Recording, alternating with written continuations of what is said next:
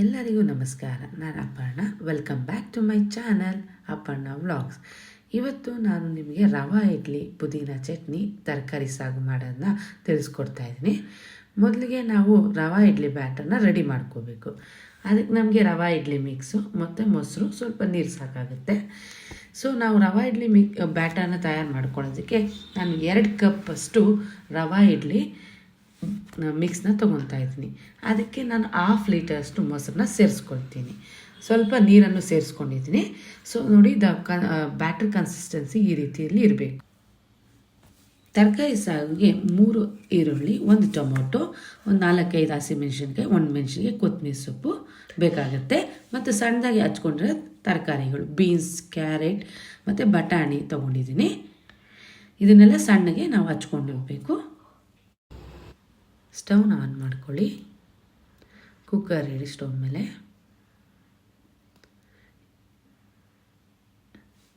ಎರಡು table spoon ಎಣ್ಣೆ ಹಾಕಿ ಅದಕ್ಕೆ 1 ಟೇಬಲ್ ಸ್ಪೂನಷ್ಟು ಸಾಸಿವೆ ಹಾಕಿ, ನಂತರ ಈರುಳ್ಳಿಯನ್ನು ಸೇರಿಸ್ಕೊಳ್ಳಿ.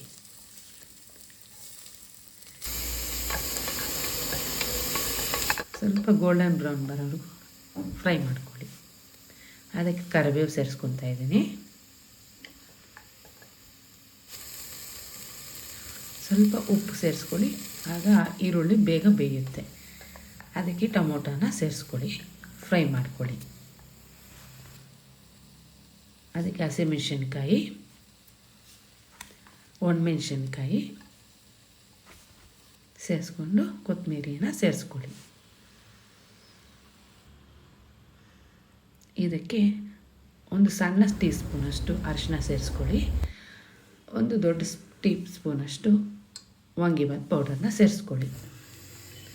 ನಂತರ ತರಕಾರಿಯನ್ನು, ಸಣ್ಣದಾಗಿ ಹಚ್ಕೊಂಡಿರೋ ತರಕಾರಿಯನ್ನು ಸೇರಿಸ್ಕೊಳ್ಳಿ. ಇದಕ್ಕೆ ಸ್ವಲ್ಪ ದೊಡ್ಡದಾಗಿ ಹಚ್ಕೊಂಡಿರೋಂಥ ಆಲೂಗಡ್ಡೆನ ಸೇರಿಸ್ಕೊಳ್ಳಿ. ಅದಕ್ಕೆ 1 ಗ್ಲಾಸಷ್ಟು ನೀರನ್ನು ಹಾಕಿ 1-2 ವಿಷಲ್. ಪುದೀನ ಚಟ್ನಿಗೆ ಪುದೀನ, ಕೊತ್ತಂಬರಿ, ಹಸಿಮೆಣಸಿನ್ಕಾಯನ್ನು ಎಣ್ಣೆಯಲ್ಲಿ ಬಾಡಿಸ್ಕೋಬೇಕು.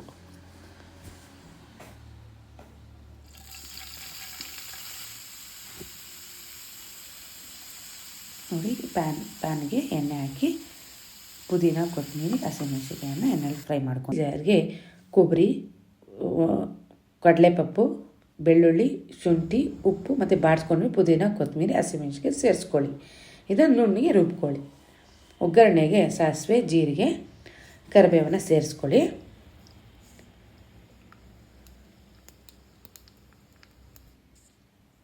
ನೋಡಿ, ಚಟ್ನಿ, ಪುದೀನ ಚಟ್ನಿ ರೆಡಿ ಆಗಿದೆ.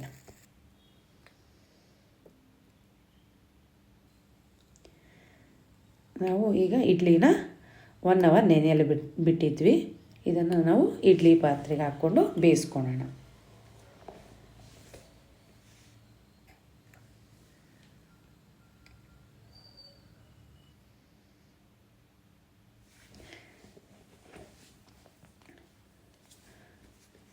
ನಾವು 10-15 ನಿಮಿಷ, ಸಣ್ಣ ಊರಿಲ್ಲಾದರೆ 15 ನಿಮಿಷ ಬೇಕಾಗುತ್ತೆ. ಮೀಡಿಯಮ್ ಊರಿನಲ್ಲಿ 10 ನಿಮಿಷ ಸಾಕು. ಚೆನ್ನಾಗಿ ಸಾಫ್ಟಾಗಿ ಬೆಂದಿರುತ್ತೆ.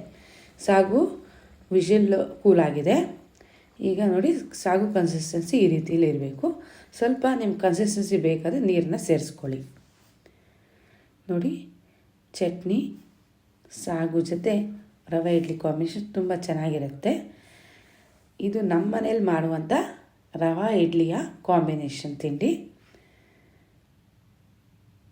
ನೋಡಿ, ಇಡ್ಲಿ ಎಷ್ಟು ಸಾಫ್ಟಾಗಿ ಬಂದಿದೆ ಅಂತ. ನೋಡಿ, ಇದು ರವೆ ಗೂಡು ಥರ ಬಂದಿದೆ ಇಡ್ಲಿ.